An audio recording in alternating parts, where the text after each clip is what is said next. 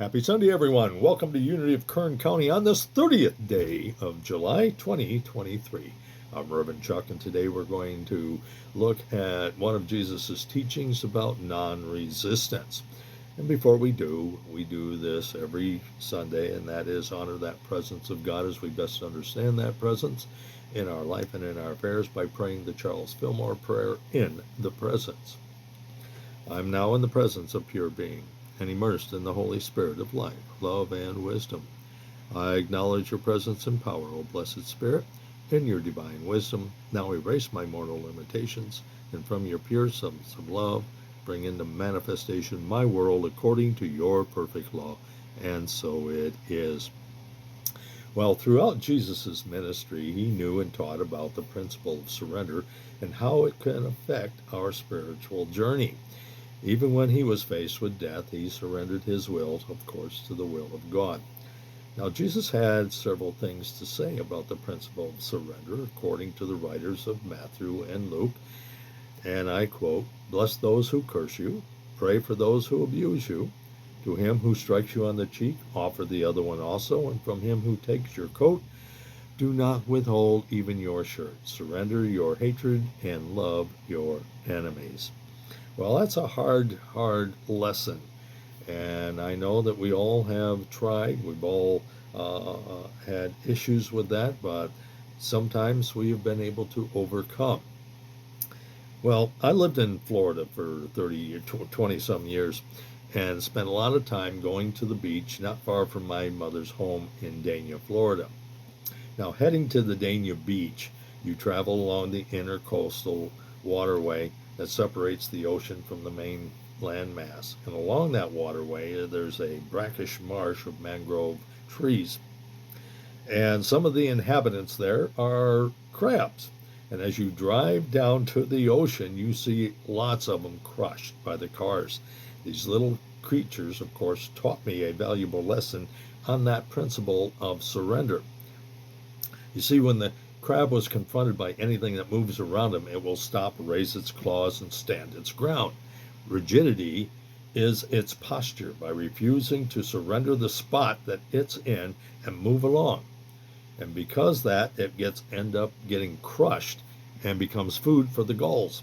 The gulls, on the other hand, while feasting on the remains of those once defiant crabs, simply lift their wings and fly away, surrendering that area through approaching vehicles and then returning to feast again. The gulls never allowed themselves, of course, to be caught up in the unwinnable situations called rigidity. When you stop to think about it, rigidity has not only killed many a human being, but it has also killed ideas, it has killed dreams, it has killed careers, it has killed relationships, because the individual or the groups were not willing to surrender to a new idea, a new concept, a new model, or even a new way of thinking that was greater than themselves. This is where the ego part of the human condition wants to hold on to and resist anything that may bring change, because it believes that there might, you know, be a type of roadblock to them wanting to do what they want to do. Now, they may win, but at what cost? And I've known many people in my life that would rather be right in their thinking only to lose in the long run. I'm sure you can think of a few people in your life as well. So we're going to look at surrender and what it is and what it isn't. Contrary to the belief of many, spiritual surrender is not giving up, nor is it a sign of weakness. The type of spiritual surrender that Jesus taught is nothing more than giving yourself permission to stop, to look, to listen, and to see that resistance may be futile. Think of it as a form of retreat from a current situation or circumstance that tells you that you need to resist it, that you need to stand your ground, that you need to be rigid in your thinking. The spiritual principle of surrender that Jesus requires us to have trust have faith, and proceed with courage that something greater can come from that experience. Here's a case in point.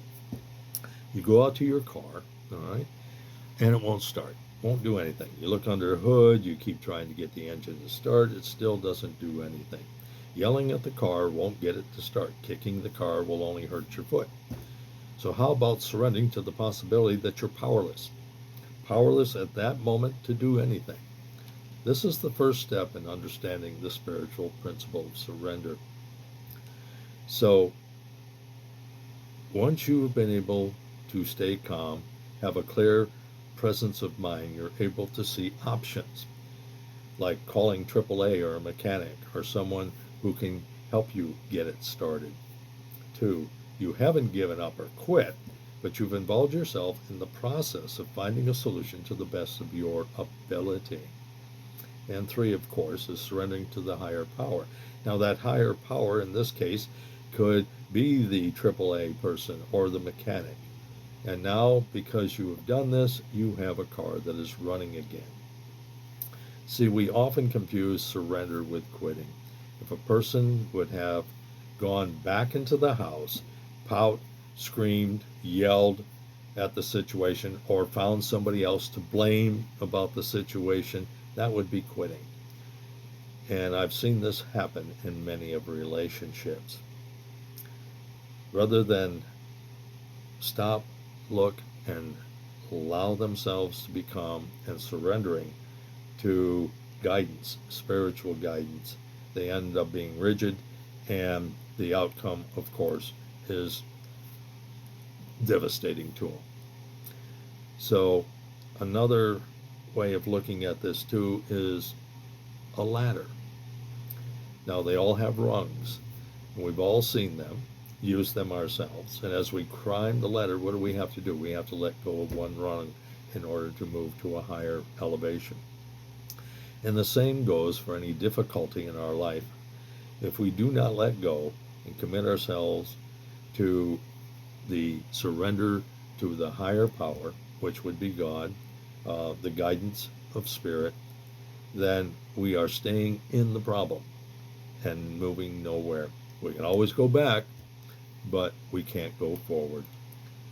So to let go and surrender is not quitting. It means simply letting go of all doubts, all fears, and trusting the outcome. Letting go means that we focus our attention on God and let God unfold that perfect plan that God has for each of us. This is called transformative surrender, if you will, the kind of surrender that transforms anyone who utilizes it. The type of surrender that faithfully says, not my will, but your will be done. And it works kind of like this way. Number one, you come to realize that staying in the problem will only continue to stagnate and die, ultimately killing off what you have been trying to save. 2, once you make the decision to let go and let God, you begin a journey of knowingness that will lead you toward the solution you are seeking. And 3, with the knowingness comes a sense of peace as you rely on the divine activity of spirit to guide, to direct, and bring you that answer that you are seeking. By surrendering to God's will, you come to the amazing realization that God not only has an answer, but God is that answer. And it's pretty much summed up in this poem, and I'll read it. I am the place where God shines through, for he and I are one, not two. He wants me where I am, how he wants me where and how I am. I need not fear, nor will, nor plan. If I just be relaxed and free, he'll carry out his plan through me. Something to think about as we learn how to practice non-resistance through spiritual surrender of our situations that are unwinnable. And yet we try to win. We stand our ground. We stand rigid against anything new that could possibly transform us into something better. Now, we are going through a lot of changes in this country, and we need to understand for ourselves that even though all those changes are happening out here in the world, it's the change that really counts is the change within us and the spiritual journey and the path that we've chosen to take.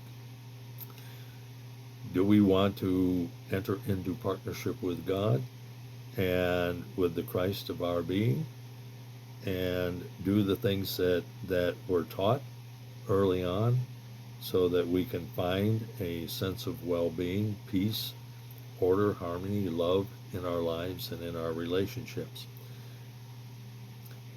The question is ongoing as our journey is ongoing. So until next week, be good to yourselves and to others. God bless you, dear friends.